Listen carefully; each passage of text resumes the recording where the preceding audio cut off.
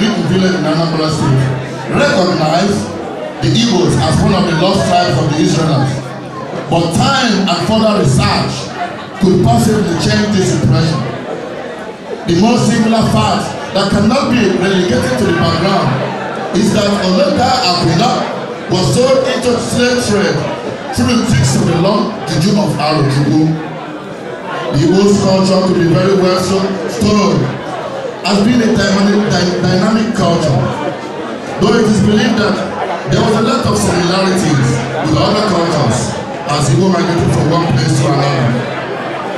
Kola Nut is one of the highest symbol of hospitality in Igbo land. Igbo respected Kola Nut and regard it as a symbol of identity. At any given function, title men are presented with Kola Nut.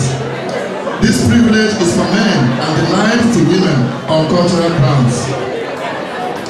Igbo speaks Igbo language. Igbo language is an organized language. It is a summary of high and low tones, which indicates meaning and grammatical relationship between words in Igbo land. There is a serious dialectical variation among different communities in Igbo land. However, Central Igbo language has evolved, and this is used in standard publications and understood across the land of Igbo. Igbo believes in the benevolent creator called God or Jugu in Igbo land, who created the universe. They associate this creator with natural elements like rain, thunder, etc. Igbo also believes in the concept of Ofono, which refers to the concept of justice and retribution. They believe in integrity and accept vengeance as belonging to God.